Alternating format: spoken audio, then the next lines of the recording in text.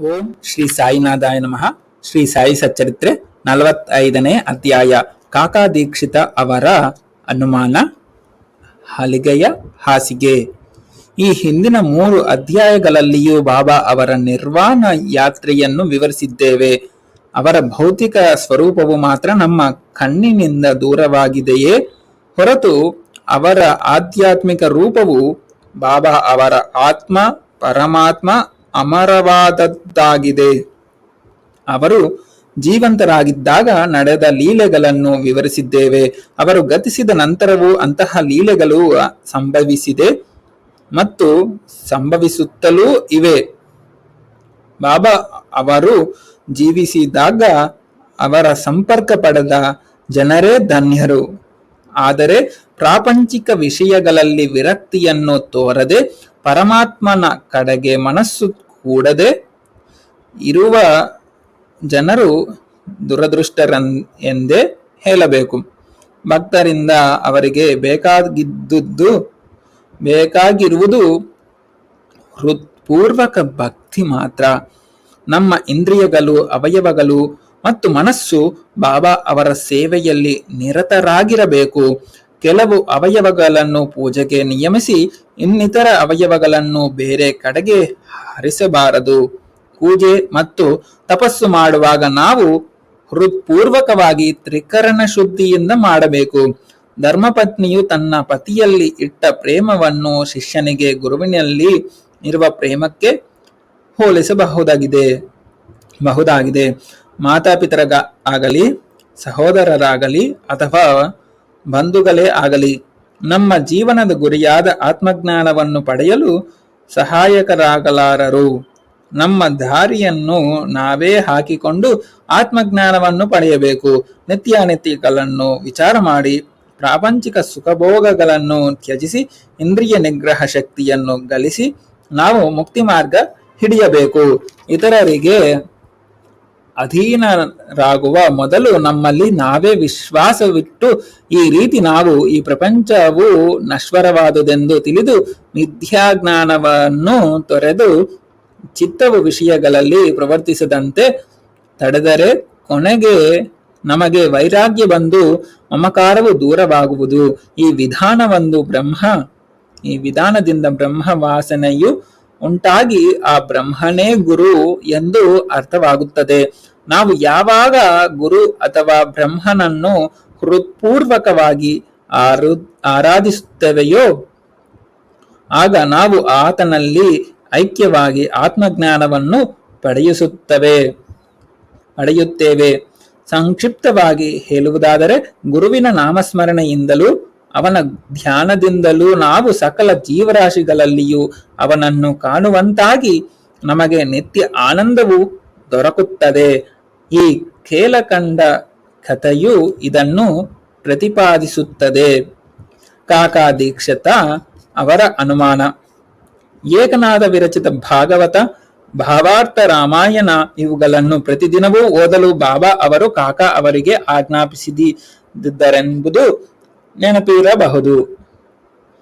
ಇದನ್ನು ಬಾಬಾ ಅವರು ಗತಿಸಿದ ನಂತರವೂ ಅನುಸರಿಸುತ್ತಾ ಬಂದರು.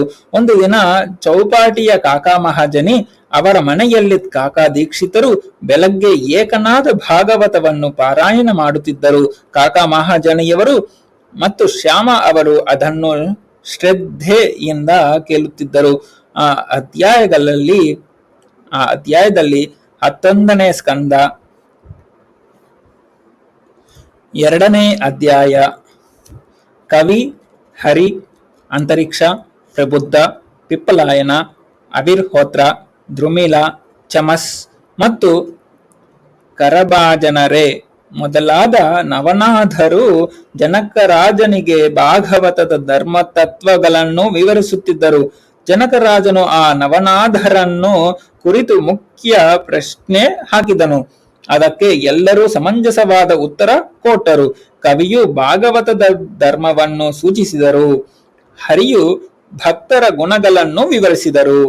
ಅಂತರಿಕ್ಷನು ಮಾಯೆ ಏನೆಂಬುದನ್ನು, ಪ್ರಬುದ್ಧನು ಮಾಯೆಯನ್ನು ದಾಟುವುದು ಹೇಗೆ ಎಂಬುದನ್ನು, ಪಿಪ್ಪಲಾಯನನು ಪರಬ್ರಹ್ಮವು ಏನೆಂಬುದನ್ನು ಅವಿರ್ಹೋತ್ರನು ಕರ್ಮವು ಏನೆಂಬುದನ್ನು, ದ್ರುಮಿಲನು ಪರಮಾತ್ಮನ ಅವತಾರ ಮತ್ತು ಲೀಲೆಗಳನ್ನು, ಚಮಸನು ನಾಸ್ತಿಕನು ಮರಣಾನಂತರ ಏನನ್ನು ಅನುಭವಿಸುತ್ತಾನೆ ಎಂಬುದನ್ನು, ಮತ್ತು ಕರಭಾಜನನು ಯುಗ ಯುಗಗಳಲ್ಲಿ ಪರಮಾತ್ಮನನ್ನು ಯಾವ ರೀತಿ ಆರಾಧಿಸಬೇಕೆಂಬುದನ್ನು ವಿವರಿಸಿದರು. ಈ ಕಲಿಯುಗದಲ್ಲಿ ಹರಿನಾಮ ಸ್ಮರಣೆ ಒಂದೇ ಮೋಕ್ಷ ಮಾರ್ಗಕ್ಕೆ ಸಾಧನ.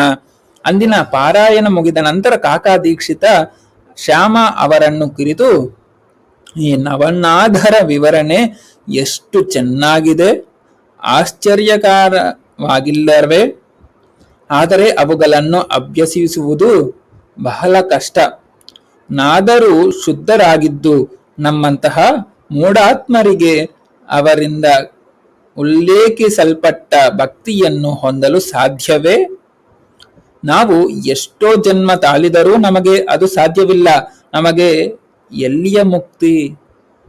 ಅದನ್ನು ನಾವು ಬಯಸುವುದೂ ಬೇಡ ಎಂದು ತೋರುತ್ತದೆ ಎಂದರು. ಶ್ಯಾಮ ಅವರಿಗೆ ಇಂದು ಮನೋಭಾವನೆ ಹಿಡಿಸಲಿಲ್ಲ. ಆಗ ಅವರು ತಮ್ಮ ಅದೃಷ್ಟ ಬಲದಿಂದ ಬಾಬಾ ಅವರಂಧ ಅನರ್ಘ್ಯ ರತ್ನವನ್ನು ಪಡೆದಿರುವವರೋ ಹೀಗೆ ಹೇಳುವುದು ನಿಜವಾಗಿಯೂ ಸರಿಯಾದುದಲ್ಲ. ಬಾಬಾ ಅವರಲ್ಲಿ ನಮಗೆ ಶುದ್ಧ ಭಕ್ತಿ ಇದ್ದರೆ ನಾವು ಏಕೆ ಅಶಾಂತಿಯಿಂದ ಇರಬೇಕು? ನಾಧರ ಭಕ್ತಿಯು ಶಕ್ತಿಯುತವಾಗಿರಬಹುದು, ನಮ್ಮ ಭಕ್ತಿಯು ಹಾಗೆಯೇ ಇಲ್ಲವೇ? ಬಾಬಾ ಅವರೇ ನಮಗೆ ಗುರು.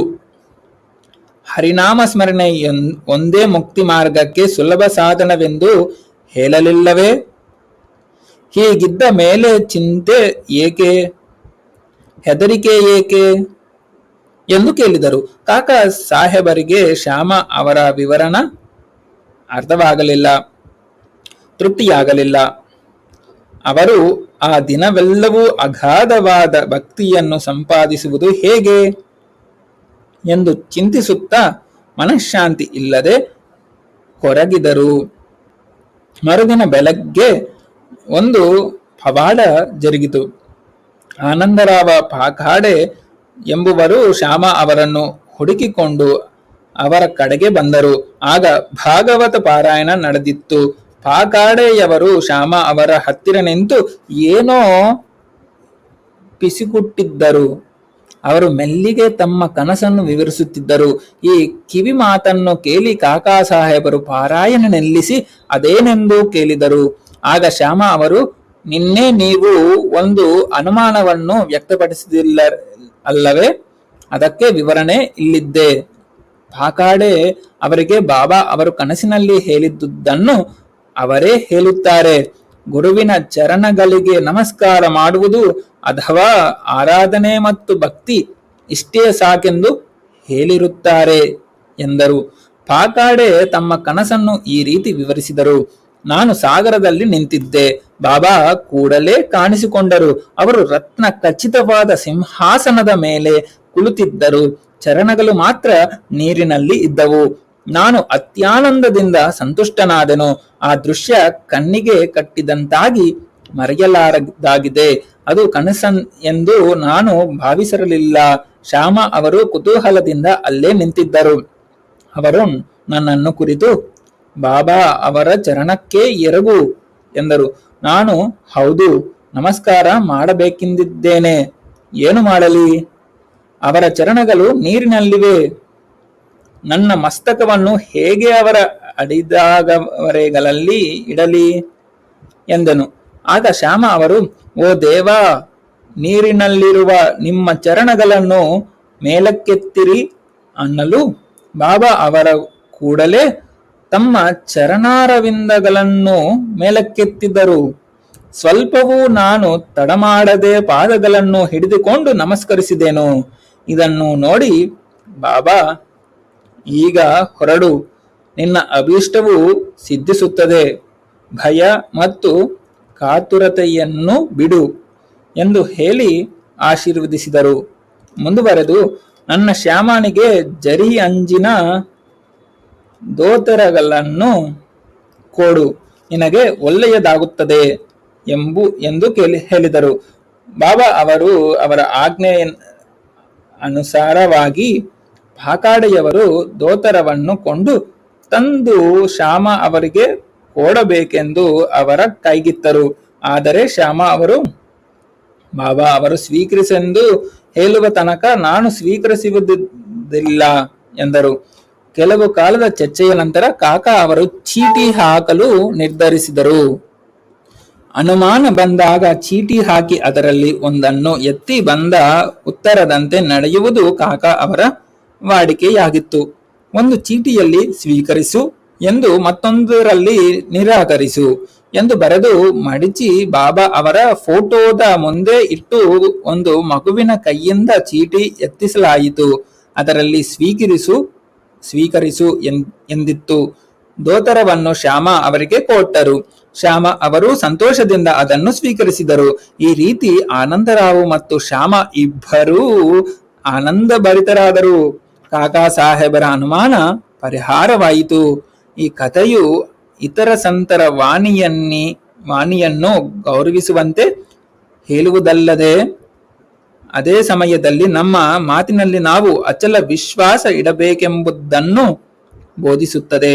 ಗುರುವಿಗೆ ನಮ್ಮ ಯೋಗಕ್ಷೇಮ ವಿಚಾರ ಇತರರಿಗಿಂತ ಹೆಚ್ಚಾಗಿ ತಿಳಿದಿರುವುದರಿಂದ ಅವರ ಉಪದೇಶಗಳನ್ನು ನಾವು ಪಾಲಿಸಬೇಕು. ಈ ಪ್ರಪಂಚದಲ್ಲಿ ಅನೇಕ ಸಂತರ ಇದ್ದಾರೆ, ಆದರೆ ನಮ್ಮ ನಿಜವಾದ ಗುರುವೇ ತಂದೆ. ಬೇರೆಯವರು ಅನೇಕ ಹಿತವಚನಗಳನ್ನೂ ಹೇಳಬಹುದು, ಆದರೆ ನಮ್ಮ ಗುರುವಿನ ಮಾತನ್ನು ಮಾತ್ರ ಎಂದಿಗೂ ನಾವು ಮೀರಬಾರದು. ಅಂದರೆ ನಾವು ನಮ್ಮ ಗುರುವನ್ನು ಮನಃಪೂರ್ವಕವಾಗಿ ಪ್ರೀತಿಸಬೇಕು, ಅವರಲ್ಲಿ ಸಂಪೂರ್ಣ ಶರಣಾಗತರಾಗಿರಬೇಕು, ಅವರ ಮುಂದೆ ಭಕ್ತಿಯಿಂದ ನಮಸ್ಕರಿಸಬೇಕು. ಹೀಗೆ ಮಾಡಿದರೆ ಸೂರ್ಯನ ಮುಂದೆ ಕತ್ತಲು ಹೇಗೆ ಇರಲಾರದೋ ಹಾಗೆ ನಿಮ್ಮ ಮುಂದೆ ಯಾವ ಸಂಸಾರ ಸಾಗರವೂ ಇರಲಾರದು ಎಂದು ಹೇಳಿರುವ ಬಾಬಾ ಅವರ ವಚನಗಳು ನಮ್ಮ ಹೃದಯದಲ್ಲಿ ನೆಲೆಗೊಳ್ಳುತ್ತವೆ. ಹಲಿಗೆಯ ಹಾಸಿಗೆ. ಮೊದಮೊದಲು ಬಾಬಾ ಅವರು 4 ಮೊಳ ಉದ್ದ, 1 ಮೊಳ ಅಗಲ, ಸುತ್ತಲೂ 4 ಮೂಲೆಗಳಲ್ಲಿ ಪಣತಿ ಉರಿಯುತ್ತಿದ್ದ ಕಟ್ಟಿಗೆಯ ಹಲಿಗೆಯ ಮೇಲೆ ನಿದ್ರಿಸುತ್ತಿದ್ದರು. ಕೊನೆಗೆ ಆ ಹಲಿಗೆಯನ್ನು ಬಾಬಾ ಚೂರು ಚೂರು ಮಾಡಿ ಒಗೆದು ಬಿಟ್ಟರು. 10ನೇ ಅಧ್ಯಾಯ ನೋಡಿರಿ. ಒಂದು ಸಾರಿ ಬಾಬಾ ಅವರು ಆ ಹಲಿಗೆಯ ಮಹತ್ವವನ್ನು ಕಾಕಾ ಅವರಿಗೆ ವಿವರಿಸುತ್ತಿದ್ದರು. ಅದನ್ನು ಕೇಳಿದ ಅವರು, ನೀವು ಇನ್ನೂ ಹಲಿಗೆಯನ್ನು ಪ್ರೀತಿಸುವುದಾದರೆ ಇನ್ನೊಂದು ಹಲಿಗೆಯನ್ನು ತಂದು ಉಯ್ಯಾಲೆ ಕಟ್ಟುತ್ತೇವೆ, ಅದರ ಮೇಲೆ ಸುಖವಾಗಿ ನಿದ್ರಿಸುವಿರಂತೆ ಎಂದು ಹೇಳಲು ಬಾಬಾ ಅವರು ಮಹಲ್ಸಾಪತಿಯನ್ನು ನೇಲದ ಮೇಲೆ ಮಲಗಿಸಿ, ನಾನು ಮೇಲೆ ಮಲಗಲು ಇಷ್ಟಪಡುವುದಿಲ್ಲ ಎಂದರು. ನಂತರ ಕಾಕಾ ಅವರು ಮಹಲ್ಸಾಪತಿಯವರಿಗೆ ಒಂದು ಹಾಲಿಗೆ ಕೊಡಿಸುತ್ತೇನೆ ಎಂದು ಹೇಳಲು ಬಾಬಾ ಅವರು, ಅವನು ಹಲಿಗೆಯ ಮೇಲೆ ಹೇಗೆ ನಿದ್ರಿಸಬಲ್ಲನು? ಹಲಿಗೆಯ ಮೇಲೆ ಎತ್ತರದಲ್ಲಿ ಮಲಗುವುದು ಅಷ್ಟು ಸುಲಭವಲ್ಲ. ಯಾರು ಸದ್ಗುಣ ಪರಿಪೂರ್ಣರೋ ಅಂಧವರು ಮಾತ್ರ ಹಲಿಗೆಯ ಮೇಲೆ ನಿದ್ರಿಸಬಲ್ಲರು. ಅವರು ಯಾವಾಗಲೂ ಜಾಗೃತ ದೃಷ್ಟಿ ಹೊಂದಿದ್ದವರಿರಬೇಕು.